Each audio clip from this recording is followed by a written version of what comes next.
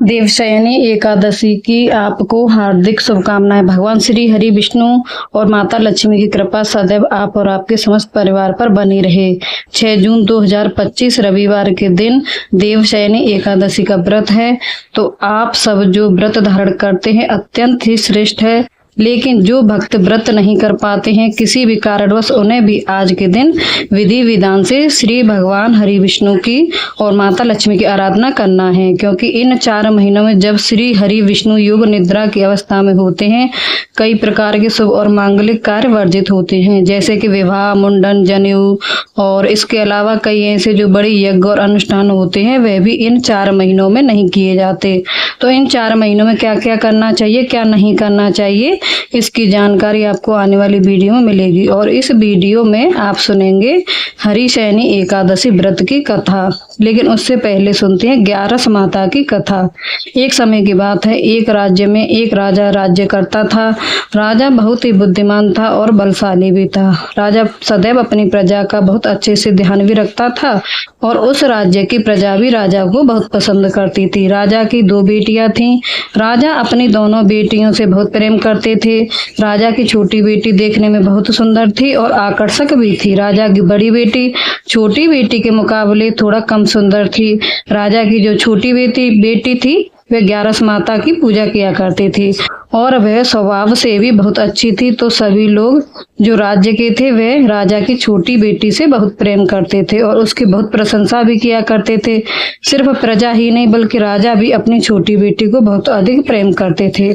मतलब अपनी बड़ी बेटी से छोटी बेटी को अधिक प्रेम करते थे, जिस कारण से राजा की जो बड़ी बेटी थी उसे अपनी ही छोटी बहन से बहुत नफरत होने लगी थी। राजा की दोनों बेटियां जब बड़ी हो गईं, तब एक पड़ोस राज्य में रहने वाला राजकुमार राजा की बड़ी बेटी के लिए रिश्ता लेकर आया। लेकिन जैसे ही उस राजकुमार की नजर राजा की छोटी बेटी पर पड़ी तो वह राजकुमार राजा की छोटी बेटी पर आकर्षित हो गया और उससे पहले ही नजर में प्रेम कर बैठा। और फिर उस राजकुमार ने राजा की बड़ी बेटी के साथ विवाह करने से मना कर दिया और उसने राजा से कहा कि मैं तो आपकी छोटी बेटी से विवाह करना चाहता हूँ। इसके बाद राजा की जो बड़ी बेटी थी वह सब देखकर अपनी छोटी बहन से बहुत क्रोधित हो गई और राजा की बड़ी बेटी ने अपनी छोटी बहन को ही अपना सबसे बड़ा दुश्मन मान लिया। और फिर राजा की बड़ी बेटी ने ही अपनी छोटी बहन से बदला लेने का निर्णय लिया, जिसके लिए उसने अपनी छोटी बहन को जान से मारने का प्लान बनाया। राजा की बड़ी बेटी ने अपनी छोटी बहन को मारने के लिए सबसे पहले एक लड्डू में जहर मिलाकर अपनी ही छोटी बहन को दे दिया और उसको लड्डू खाने के लिए कहा। लेकिन लड्डू खाने के बाद भी छोटी बहन को कुछ नहीं हुआ। बड़ी बहन यह देखकर बहुत आश्चर्यचकित हो गई, लेकिन बड़ी बहन ने हार नहीं मानी, बल्कि उसने अपनी छोटी बहन को मारने के लिए एक और उपाय सोचा। और फिर उसने जब रात में छोटी बहन अपने कमरे में सो रही थी तब एक मटके में सांप रखकर उसी के कमरे में छोड़ दिया। लेकिन सांप भी छोटी बहन का कुछ नहीं कर पाया। जिसके बाद बड़ी बहन ने अपनी छोटी बहन से कहा कि चलो हम लोग कुएं से पानी भर कर लाते हैं। और इसके लिए वह अपनी छोटी बहन को पानी भरने के बहाने से कुएं के पास ले गई और उसने अपनी छोटी बहन को कुएं में धक्का दे दिया। लेकिन छोटी बहन को तब भी कुछ नहीं हुआ, क्योंकि हर समय 11 माता उसकी रक्षा कर रही थी और उधर बड़ी बहन अपने सारे प्रयासों के बावजूद भी असफल हो रही थी, जिससे वह बहुत क्रोधित होती जाती रही थी। फिर उसने अपनी छोटी बहन के पास जाकर उससे खुद ही पूछा कि मेरी प्यारी छोटी बहन, क्या तुमको पता है कि भगवान ने सबकी मृत्यु एक निश्चित समय पर लिखी है और कैसे तुम्हारी मृत्यु होगी, क्या यह तुम जानती हो? तब छोटी बहन ने अपनी बड़ी बहन को बताया कि हाँ, मैं तो जानती हूँ कि मेरी मृत्यु कैसे होगी। अब छोटी बहन से यह सुनकर बड़ी बहन मन ही मन बहुत प्रसन्न होने लगी और उसने अपनी छोटी बहन से कहा कि तुम मुझे अपनी मृत्यु का राज तो बताओ। छोटी बहन ने अपनी बड़ी बहन से कहा, मेरी मृत्यु तो एक तोते में है। जो तोते के गले में एक हार है उससे मेरी मृत्यु होगी। जब कोई भी व्यक्ति इस तोते को मारकर वह हार अपने गले में पहनेगा तो मैं मूर्छित हो जाऊंगी और जैसे ही उस हार को अपने गले से उतारेगा तो मैं वापस से जीवित हो जाऊंगी। अपनी छोटी बहन की मृत्यु का राज जानकर बड़ी बहन बहुत खुश हो गई और उसने अपनी छोटी बहन को मारने के लिए उसके पालतू तोते को ढूंढना शुरू कर दिया। और छोटी बहन को इस बात का आभास हो गया था कि कोई उसकी जान लेना चाहता है। जिसके लिए वह अपने पिताजी के पास गई, मतलब राजा के पास गई, और उसने अपने पिताजी से कहा कि पिताजी, मेरी मृत्यु के बाद आप मुझे जलाइएगा मत, बल्कि आप मुझे अपनी पुरानी हवेली में एक पलंग में लिटाकर छोड़ दीजिएगा। अपनी छोटी बेटी की ये बात सुनकर राजा बहुत आश्चर्यचकित हो गए। राजा ने अपनी छोटी बेटी से पूछा कि बेटी, तुम ये क्या कह रही हो? तब राजा की छोटी बेटी ने बताया कि पिताजी, समय किसी के लिए नहीं रुका है, कब क्या हो जाए किसी को कुछ पता नहीं है। फिर राजा ने अपनी छोटी बेटी से कहा कि तुम ऐसी बातें क्यों कर रही हो? 2-3 दिन में तुम्हारा विवाह होने वाला है। लेकिन छोटी बेटी ने अपने पिताजी को ऐसा करने पर मजबूर कर दिया और उनसे वचन ले लिया। फिर राजा ने भी अपनी छोटी बेटी की बात स्वीकार कर ली और 2-3 दिनों के बाद जब शादी का समय आया, तब राजकुमार बारात लेकर राजा के घर आया और राजकुमार और राजा की छोटी बेटी का विवाह शुरू हो गया। जैसे ही राजा की छोटी बेटी राजकुमार के साथ फेरे लेना शुरू करती है, तो उसकी बड़ी बहन अपनी छोटी बहन के कमरे में जाकर उसके पालतू तोते को पकड़ लेती है और फिर उसको जान से मार देती है। तोते के गले में जो हार था उसको अपने गले में धारण कर लेती है। अब जैसे ही बड़ी बहन उस हार को अपने गले में धारण करती है, उधर छोटी बहन जो कि 3 ही फेरे ले पाती है और वहीं पर बेहोश होकर गिर जाती है। इसके बाद राजा ने बड़े बड़े वैद्य और हकीमों को बुलवाया और अपनी छोटी बेटी का इलाज करने के लिए कहा। राजा की बात सुनकर वैद्य ने छोटी बेटी को जब चेक किया तो राजा को बताया कि आपकी जो बेटी है ना तो वह जीवित है और ना ही वह मरी हुई है। यह मैं ऐसा पहली बार देख रहा हूँ। राजा ने वैद्य और हकीम को यह बात बाहर बताने से मना कर दिया और उनको कहा कि अगर तुमने ये बात किसी को भी बाहर बताई तो हम तुम्हें फांसी दे देंगे। फिर राजा ने अपनी छोटी बेटी को पुराने महल में ले जाकर एक पलंग में लिटा दिया, जैसा कि उन्होंने अपनी छोटी बेटी को वचन दिया था। और फिर वहां कुछ सैनिक तैनात करके राजा वापस अपने महल को आ गए। तभी राजा की बड़ी बेटी राजा के पास आई और कहने लगी, पिताजी, अगर यह शादी संपन्न नहीं हुई तो आपकी तो बड़ी बदनामी होगी, आपकी इज्जत का फिर क्या होगा? तो अगर आप कहें तो मैं आपकी इज्जत बचाने के लिए राजकुमार से शादी करने के लिए तैयार हूँ। इसके बाद राजा ने अपनी बड़ी बेटी की बात मान ली और राजा ने बड़ी बेटी को छोटी बेटी के कपड़े पहनाकर मंडप में भेज दिया। लेकिन राजकुमार यह जान गया कि राजा की छोटी बेटी नहीं है, बल्कि यह तो राजा की बड़ी बेटी है। लेकिन जब राजकुमार ने शादी के लिए मना किया तो सभी लोगों ने राजकुमार को विवश करके राजा की बड़ी बेटी से बचे हुए फेरों को संपन्न करवा दिया और विवाह करवा दिया। इसके बाद राजकुमार राजा की बड़ी बेटी को अपने महल में ले गया। राजकुमार राजा की बड़ी बेटी से ना तो बात करता था, ना ही उसको पसंद करता था, ना ही उसके आसपास भटकता था। राजकुमार ने फैसला लिया कि वह अपनी प्रेमिका को अर्थात छोटी राजकुमारी को ढूंढ कर रहेगा और यह जानकर रहेगा कि उसके साथ हुआ क्या है। एक दिन राजकुमार अपने घोड़े पर सवार होकर राजा के पुराने महल के पास पहुंच गया, जहां पर उसने कुछ सैनिकों को देखा। महल के पास पहुंचकर राजकुमार ने जब महल को ध्यान से देखा तो वह समझ गया कि यह तो हमारे ससुर जी का महल है। तब राजकुमार ने सैनिकों से पूछा कि तुम लोग यहाँ क्या कर रहे हो और इस महल के अंदर इस पलंग में कौन लेटा हुआ है? इसके बाद सैनिकों ने बताया कि यहाँ पर तो राजा की छोटी बेटी लेटी है। यह सुनकर राजकुमार बहुत प्रसन्न हो गया और वह तुरंत ही अपनी प्रेमिका के पास अर्थात छोटी राजकुमारी के पास पहुंच गया और उसकी सेवा करने लगा। जैसे ही रात हुई तो राजा की छोटी बेटी उठकर खड़ी हो गई। राजकुमार यह देखकर बहुत खुश हो गया और अपनी प्रेमिका से पूछने लगा कि तुम यहाँ क्या कर रही हो और तुम मेरे साथ अब घर चलो। तब राजा की छोटी बेटी ने राजकुमारी को सारी बातें बता दी कि मेरी जान तो एक तोते में बसी थी और मैंने यह बात सिर्फ अपनी बड़ी बहन को ही बताया था और मुझे पता है कि उसने ही मुझे मारने का प्रयास किया है। उसके पास एक हार है जिसको वह सुबह पहन लेती है और रात को उतार देती है। जब तक वह उस हार को पहनी रहती है तब तक मैं मूर्छित रहती हूँ और जैसे ही वह हार उतार देती है तो मैं वापस जीवित हो जाती हूँ और जब तक मेरी बड़ी बहन के पास वह हार है तब तक मैं ऐसे ही जीवित और मूर्छित होती रहूंगी। अगर मेरी बड़ी बहन के पास जो हार है वह मेरे हाथ लग जाए तो मैं हमेशा के लिए जीवित हो जाऊंगी। राजकुमार ने यह सब बातें सुन ली तो राजा की छोटी बेटी के पास ही रहने का निर्णय ले लिया और फिर उसने अपने बचे हुए सारे फेरे उस पलंग पर लेटी हुई राजा की छोटी बेटी के साथ ले लिए और अपना विवाह पूर्ण कर लिया और फिर वहीं पर रहने लगा। देखते देखते कुछ समय में राजा की छोटी बेटी और राजकुमार की पत्नी गर्भवती गर्भवती हो गई। एक दिन राजकुमार को किसी काम से बाहर जाना पड़ा। तब छोटी राजकुमारी के पेट में बहुत तेज दर्द होने लगा, जिसके बाद उसने 11 माता का आह्वान किया। इसके बाद वहां पर 11 माता प्रकट हुई और उन्होंने अपने भक्त के दर्द को दूर किया और एक पुत्र की प्राप्ति करवाई। और वहीं पर अचानक से राजकुमार भी आ गया। तब राजकुमार ने 11 माता को देखा, तब आश्चर्यचकित हो गया। उसने तुरंत ही 11 माता को प्रणाम किया और 11 माता ने राजकुमार से कहा कि जब तुम्हारा यह बेटा 5 वर्ष का हो जाए तो तुम अपनी पत्नी को हार लाकर इसके गले में डाल देना। फिर कुछ समय के बाद देखते देखते राजकुमार और राजा की छोटी बेटी का पुत्र 5 वर्ष का हो गया।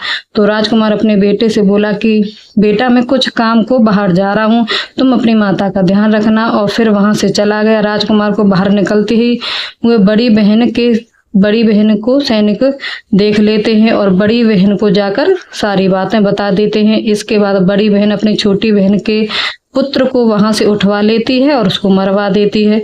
छोटी बेटी के पुत्र के 2 टुकड़े करवा देती है। पहला टुकड़ा चक्की के पास छुपा देती है, दूसरा टुकड़ा अपने पलंग के नीचे रख देती है।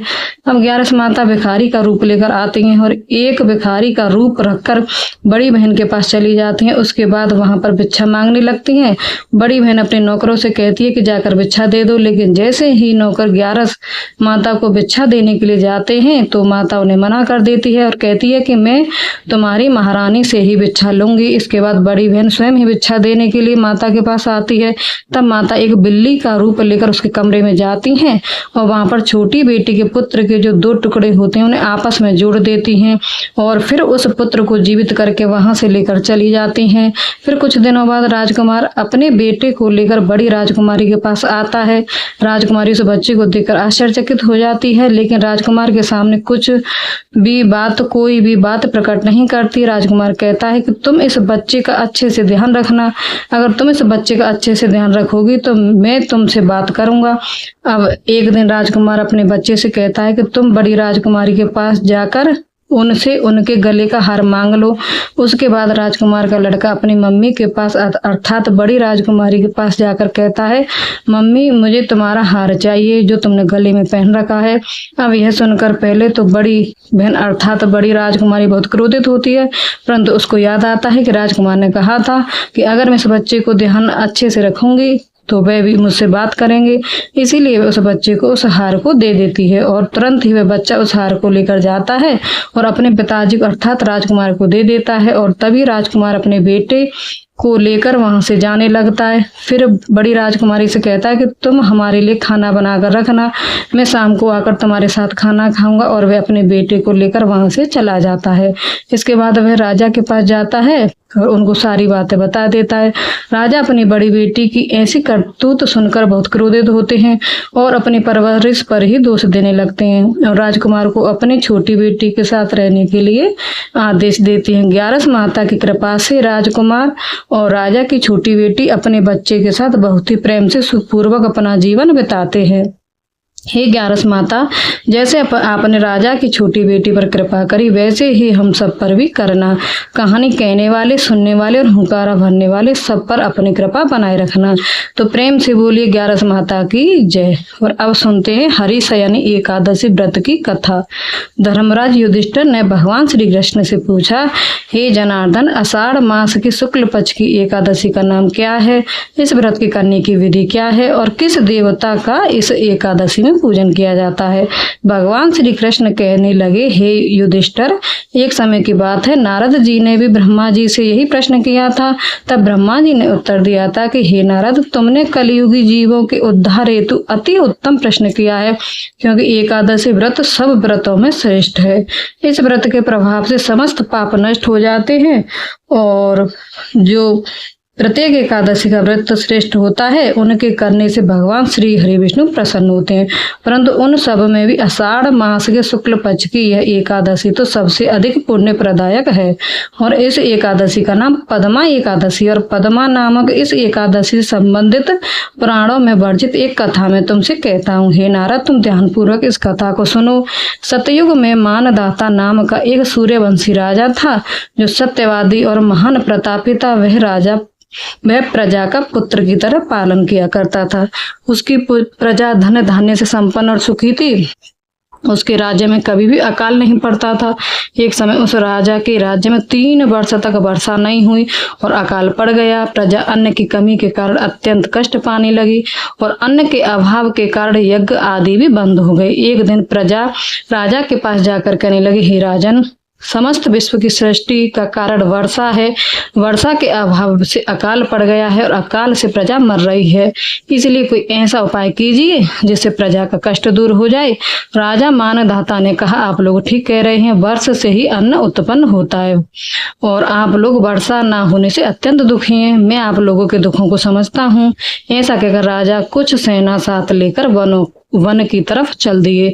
वे अनेक ऋषियों के आश्रम में भ्रमण करता हुआ अंत में ब्रह्मा जी के पुत्र अंगिरा ऋषि के आश्रम में जा पहुंचे। वहां राजा ने घोड़े से उतरकर अंगिरा ऋषि को प्रणाम किया। मुनि ने राजा को आशीर्वाद देकर कुशल क्षेम के पश्चात उससे आश्रम में आने का कारण पूछा। राजा ने हाथ जोड़कर विनीत भाव से कहा, हे भगवान, सब प्रकार से धर्म का पालन करने पर भी मेरे राज्य में अकाल पड़ गया है।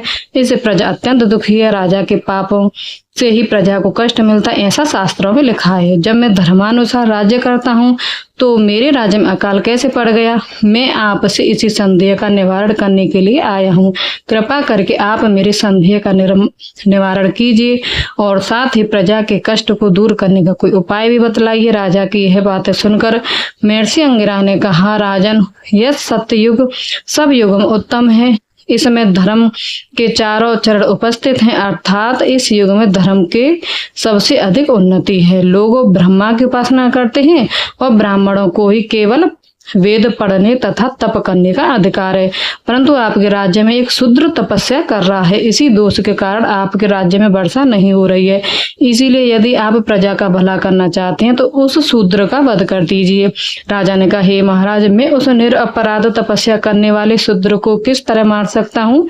आप इस दोष से छूटने का कोई अन्य उपाय बताएं। तब ऋषि कहने लगे, हे राजन, यदि तुम उपाय जानना चाहते हो तो सुनो। आषाढ़ मास के शुक्ल पक्ष की पद्मा नाम की एकादशी का विधि पूर्वक व्रत करो।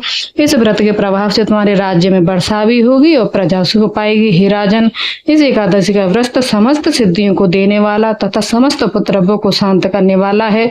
अतएव प्रजा सेवकों तथा मंत्रियों सहित तुम इस व्रत को करो। मुनि के वचन सुनकर राजा अपने नगर वापस आ गया और विधि पूर्वक पद्मा एकादशी का व्रत किया।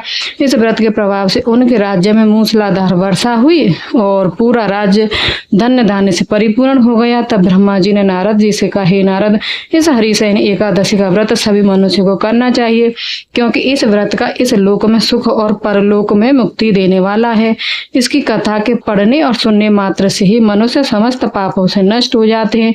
पद्मा एकादशी की कथा सुनाने के बाद भगवान श्री कृष्ण ने आगे कहा, हे राजन, इस पद्मा एकादशी का ही दूसरा नाम हरिशयन एकादशी भी है। आज से भगवान विष्णु 4 महीने के लिए शयन करते हैं और चातुर्मास के व्रत आज से ही प्रारंभ होते हैं। तब युधिष्ठिर ने विनीत भाव से पूछा, हे जनार्दन, भगवान विष्णु के शयन की विशिष्ट पूजा विधि और व्रत तथा चातुर्मास व्रत कैसे किया जाता है? मेरी जानने की बड़ी इच्छा है, कृपया इसके कार्य में विस्तार पूर्वक बतलाइए। भगवान श्री कृष्ण बोले, हे राजन, अब मैं आपको भगवान विष्णु की हरिशयन पूजा और चातुर्मास व्रत का संपूर्ण विधान बतलाता हूँ। इससे आप ध्यान पूर्वक सुनिए। जब सूर्य कर्क राशि में जाता है तब भगवान शयन करते हैं और जब सूर्य तुला राशि में आता है तब भगवान सोकर उठते हैं। हे राजन, अधिक मास के आने पर भी यह क्रिया इसी प्रकार की जानी चाहिए और इसके अतिरिक्त अन्य किसी भी दिन ना हो। देवताओं को या भगवान को शयन कराना चाहिए और ना ही उन्हें जगाना चाहिए। चातुर्मास व्रत और शयन की विशिष्ट पूजा के बारे में बताते हुए भगवान श्री कृष्ण ने आगे कहा, चातुर्मास का व्रत करने वालों को भगवान विष्णु की चतुर्भुजी सोने की मूर्ति का षोडोपचार विधि से पूजन करना चाहिए और चातुर्मास व्रत के नियम का संकल्प करना चाहिए। भगवान की सोने की मूर्ति को पीताम्बर पहनाकर सुंदर श्वेत सैया पर शयन करावें और धूप दीप नैवेद्य आदि से भगवान का षोडोपचार पूजन करें। पंचामृत स्नान आदि कराकर इस प्रकार कहें कि हे ऋषिकेश, लक्ष्मी जी के सहित मैं आपका पूजन करता हूँ। आप जब तक चातुर्मास शयन करें मेरे इस व्रत को निर्विघ्न रखें। भगवान विष्णु की इस प्रकार पूजा और स्तुति करके शुद्ध भाव से मनुष्य को दातुन आदि के नियमों को ग्रहण करना चाहिए। विष्णु भगवान के इस व्रत को ग्रहण करने के 5 काल वर्णन किए गए हैं। यह व्रत देवशयन एकादशी प्रारंभ किया जाता है और इसके अलावा जैसे कि एकादशी, द्वादशी, पूर्णमासी, अष्टमासी और कर्क की संक्रांति से भी यह व्रत प्रारंभ किया जाता है। और देवउठनी एकादशी अर्थात कार्तिक मास की शुक्ल पक्ष की एकादशी अगले दिन से यानी द्वादशी तिथि को यह व्रत पूर्ण होता है। इस व्रत के करने से समस्त पाप नष्ट हो जाते हैं। जो मनुष्य प्रतिवर्ष इस व्रत को करते हैं वे सूर्य जैसे दीप्तिमान विमान पर बैठकर स्वर्ग को जाते हैं। हे राजन, इस व्रत में गुरु तथा शुक्र की बाल और वृद्धावस्था वर्जित नहीं है। यदि सूर्य धनराशि के अंश में भी आ गया हो तो भी यह तिथि पूर्ण समझी जाती है। जो स्त्री या पुरुष पवित्र होकर शुद्धता के साथ इस व्रत को करते हैं वे समस्त पापों से छूट जाते हैं। बिना संक्रांति का मास अर्थात मल मास देवता और पितृ में वर्जित है।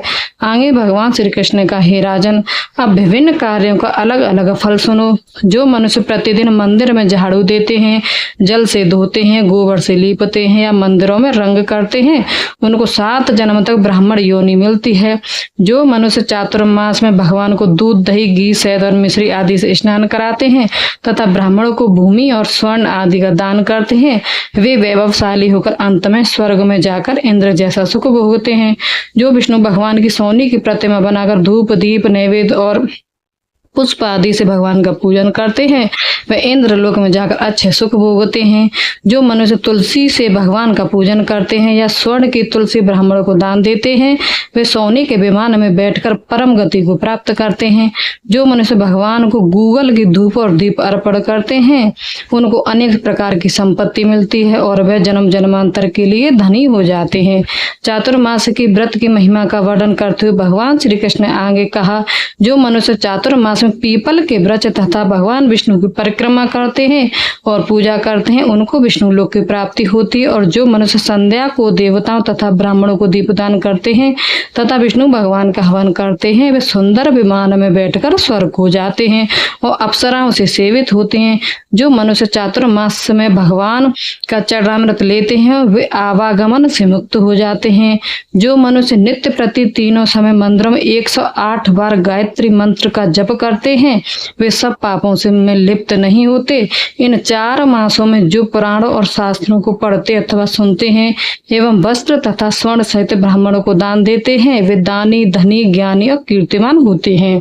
जो मनुष्य विष्णु भगवान तथा शिव जी का स्मरण करके प्रार्थना करते हैं वे पापों से रहित होकर धनवान और गुणवान हो जाते हैं।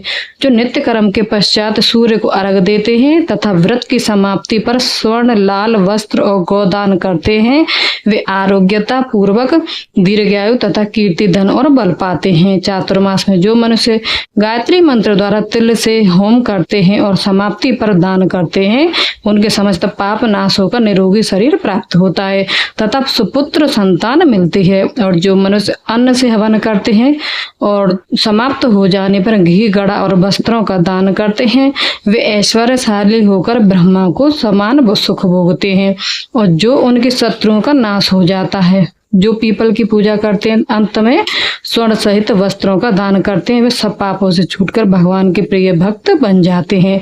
जो मनुष्य तुलसी जी को धारण करते हैं तथा अंत में भगवान विष्णु के निमित्त ब्राह्मणों को दान करते हैं ऐसे मनुष्य विष्णु लोक को प्राप्त होते हैं। जो मनुष्य चातुर्मास में भगवान के शयन के उपरांत प्रतिदिन उनके मस्तक पर दुर्वा चढ़ाते हैं और अंत में स्वर्ण की दुर्वा का दान करते हैं वह भी वैकुंठ लोक को जाते हैं। और जो दान करते हुए इस प्रकार की स्तुति करते हैं कि हे दुर्वे, जिस भांति पृथ्वी पर शाखाओं सहित तुम फैली हुई हो उसी प्रकार मुझे अजर अमर संतान दो। इस प्रकार स्तुति करके सोने की दुर्वा ब्राह्मणों को दान करने वाले मनुष्य सब पापों से छूट जाते हैं और अंत में उनको स्वर्गलोक की प्राप्ति होती है।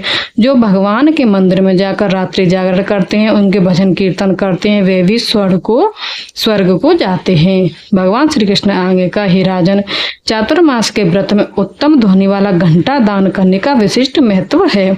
और घंटा दान करते समय दाता को यह प्रार्थना करनी चाहिए कि हे भगवान, हे जगत पिता, हे सृष्टि के संचालनता, आप समस्त पापों को नाश करने वाले हैं। आप मेरे ना करने योग्य कर्मों तथा करने योग्य पापों के करने से जो भी पाप उत्पन्न हुए थे उनको नष्ट करिए। और हे राजन, जो चातुर्मास व्रत की समाप्ति पर गायों का दान करते हैं या एक ही कपिला गौ का दान करते हैं, वस्त्र दान करते हैं अथवा जो नित्य प्रति ब्राह्मणों को नमस्कार करते हैं, वे धनी होते हैं, उनका जीवन सफल हो जाता है और साथ ही समस्त पापों से भी छूट जाते हैं। हे राजन, जो मनुष्य चातुर्मास में ब्राह्मणों को भोजन कराते हैं उनकी आयु तथा लक्ष्मी की वृद्धि होती है। और जो मनुष्य स्वर्ण का सूर्य बनाकर ब्राह्मण को दान करते हैं उनका फल 100 यज्ञों के समान होता है। जो मनुष्य भगवान शिव की प्रसन्नता के लिए चांदी या तांबे का दान करते हैं उनको उत्तम पुत्र की प्राप्ति होती है। जो शहद से भरा हुआ चांदी का बर्तन अथवा तांबे के पात्र में गुड़ भरकर और तिल, सोना और जूते का दान करते हैं वे शिवलोक को प्राप्त होते हैं। जो मनुष्य चातुर्मास में ब्राह्मणों की पूजा करते हैं, अन्न और वस्त्र का दान देते हैं तथा समाप्ति पर सैया को दान देते हैं, ऐसा मनुष्य अच्छे सुखों को प्राप्त करके लक्ष्मीवान होता है। जो वर्षा ऋतु में गोपी चंदन का दान करते हैं वे भोग और मोक्ष को प्राप्त होते हैं। जो मनुष्य सूर्य और गणेश की पूजन करते हैं वे उत्तम गति को प्राप्त होते हैं। और जो मनुष्य चातुर्मास में भगवान के निमित्त हवन करते हैं और शक्कर का दान करते हैं, साथ ही चातुर्मास का व्रत का उद्यापन करते हैं, ऐसे मनुष्य के समस्त पाप नष्ट हो जाते हैं और उन्हें यशस्वी पुत्र की प्राप्ति होती है। हे कुंती पुत्र, चातुर्मास का व्रत करने वाले मनुष्य सभी कलाओं में निपुण और स्त्रियों में प्रिय होता है। जो मनुष्य चातुर्मास के व्रत में फल, मूल, शाक आदि का दान देते हैं वे सुखी और राजयोगी होते हैं। जो मनुष्य इस व्रत में प्रतिदिन सौंठ, मिर्च, पीपल, वस्त्र और दक्षिणा के सहित दान करते हैं और अंत में सोने की सौंठ, मिर्च आदि का दान करते हैं वे 100 वर्षों तक जीवित रहकर स्वर्ग में जाते हैं। जो बुद्धिमान मनुष्य ब्राह्मणों को मोती का दान करते हैं कीर्ति प्राप्त करते हैं। जो मनुष्य इस व्रत में तांबुल का दान करते हैं अर्थात पान का दान करते हैं अथवा जितेंद्रिय होकर पान खाना छोड़ देते हैं और अंत में लाल वस्त्र का दान करते हैं वे सौंदर्यशाली, निरोग, बुद्धिमान, भाग्यवान तथा सुंदर वाणी बोलने वाले बनते हैं। तांबुल के दान से देवता प्रसन्न होकर अत्यंत धन देते हैं। जो मनुष्य इस व्रत में लक्ष्मी जी, पार्वती जी को प्रसन्न करने के लिए हल्दी का दान करते हैं और अंत में चांदी के पात्र में हल्दी भरकर दान देते हैं, ऐसी स्त्री अपने पति के साथ और पति अपनी पत्नियों के साथ सुख भोगते हैं।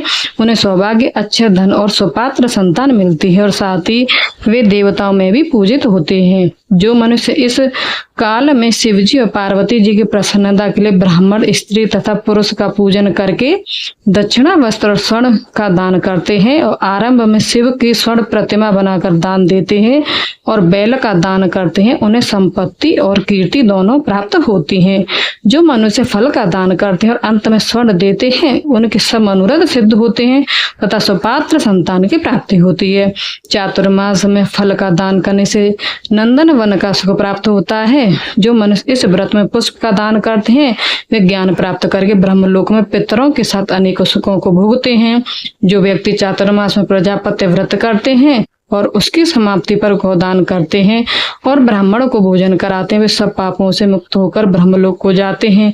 जो मनुष्य वस्त्रों और बैलों के सहित हल्का दान करते हैं और साग, मूल और फलों का आहार करते विष्णु लोक को जाते हैं।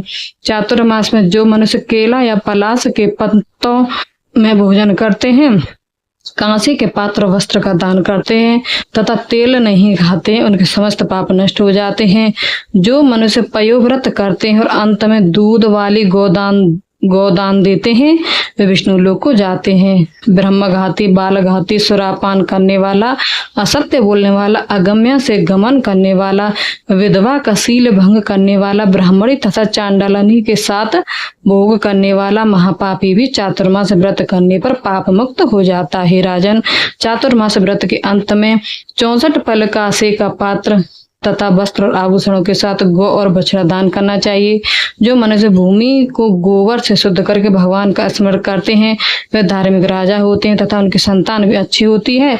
उनको किसी शत्रु का भय नहीं होता और अंत में स्वर्गलोक को जाते हैं। चातुर्मास व्रत में जो नित्य प्रति भजन कीर्तन करते हैं तथा अंत में ब्राह्मणों को भोजन कराते हैं उन्हें शिवलोक की प्राप्ति होती है। जो मनुष्य एक समय भोजन करते हैं और अंत में निराहार रहते हैं वह भूखों को भोजन कराते हैं, भक्ति पूर्वक भगवान का पूजन करते हैं, भगवान के शयन करने पर भूमि पर सोते हैं और जो मैथुन नहीं करते हैं ब्रह्मचर्य का पालन करते हैं वे यशस्वी और लक्ष्मीवान होकर स्वर्ग में जाते हैं। जो मनुष्य चातुर्मास में सब परिवार चावल या फिर जौ का भोजन करते हैं और जो तेल नहीं लगाते अंत में कांसे या मिट्टी के पात्र में तेल भरकर दान करते हैं अथवा जो शाक नहीं खाते और अंत में चांदी के पात्र को वस्त्र में लपेटकर या फिर 10 प्रकार के शाकों से भरकर वेद पाठी ब्राह्मणों को दान करते हैं वे शिवलोक में जाकर अच्छी कीर्ति को प्राप्त करते हैं। जो मनुष्य गेहूं छोड़ने का नियम करते हैं और व्रत के अंत में सोने के गेहूं बनाकर दान देते हैं तथा जो व्रत में इंद्रियों का दमन करते हैं उन्हें अश्वमेघ यज्ञ का फल प्राप्त होता है। जो मनुष्य श्रावण मास में शाक, भादों में दही और अश्विन में दूध और कार्तिक में दाल का त्याग करते हैं वे निरोग और स्वस्थ रहते हैं। जो मनुष्य मीठा पान, मीठा, खट्टा, कड़वा पदार्थ का त्याग करते हैं वे मनुष्य दुर्गुणों से छूट जाते हैं। जो मनुष्य भगवान का स्मरण करते हैं तथा जो पुष्प आदि का त्याग करते हैं वे स्वर्ग को जाते हैं। जो चंद्रायन का व्रत करते हैं, जो एकमात्र दूध का ही भोजन करते हैं ब्रह्मलोक को प्राप्त होते हैं। उनका वंश प्रलय तक रहता है। जिस दिन भगवान उठते हैं उस दिन ब्राह्मणों को वस्त्रों का दान करना चाहिए तथा भोजन कराना चाहिए। यह सब दान सुपात्र को देने चाहिए। कुपात्र को दान देने और लेने वाला दोनों ही नरकगामी होता है। भगवान श्री कृष्ण कहते हैं, राजन, इस प्रकार से चातुर्मास व्रत के नियम का पालन करने वाला मनुष्य समस्त प्रकारों के पापों से मुक्त होकर और समस्त प्रकार के सुखों को प्राप्त करता है और अंत में विष्णु लोक को प्राप्त होता है। तो प्रेम से बोलिए श्री लक्ष्मी नारायण भगवान की जय। श्री कृष्ण जय जय जय श्री कृष्ण जय जय श्री राधे। दोस्तों, कल से चातुर्मास प्रारंभ हो जाएंगे, मतलब 4 महीने के व्रत प्रारंभ हो जाएंगे। आप जिस भी नियम का पालन करने में सक्षम है वे नियम आप ले सकते हैं। बहुत से भक्त हैं जो कि पूरे चातुर्मास का व्रत धारण करते हैं, लेकिन अगर आप व्रत भी नहीं कर पाते हैं तो भी इस चातुर्मास में आप अपनी इच्छा के अनुसार अपनी शारीरिक क्षमता को देखते हुए किसी न किसी नियम का पालन अवश्य कीजिए। और आने वाली वीडियो में आपसे शेयर करने वाली हूँ कि आप किस किस नियम का पालन चातुर्मास में कर सकते हैं, कौन सा ऐसा कार्य करें जिससे कि चातुर्मास के समय में भगवान श्री हरि, विष्णु और माँ लक्ष्मी की स्थिर कृपा आपको प्राप्त हो जाए और जीवन में समृद्धि की प्राप्ति हो, सौभाग्य की प्राप्ति हो, संतान प्राप्ति की कामना पूर्ण हो। और अगर आप विवाह की कामना रखते हैं, मन चाहे जीवन साथी की कामना रखते हैं तो ऐसी समस्त मनोकामना पूर्ण करने के लिए चातुर्मास में विशेष रूप से करना चाहिए। तो आने वाली वीडियो को जरूर देखिएगा, बहुत ही महत्वपूर्ण वीडियो है। मैं मिलती हूँ आपसे अगली वीडियो में, तब तक के लिए नमस्कार। अगर आपने मेरे चैनल को अब तक सब्सक्राइब नहीं किया है तो चैनल को सब्सक्राइब कर लें, लाइक करें।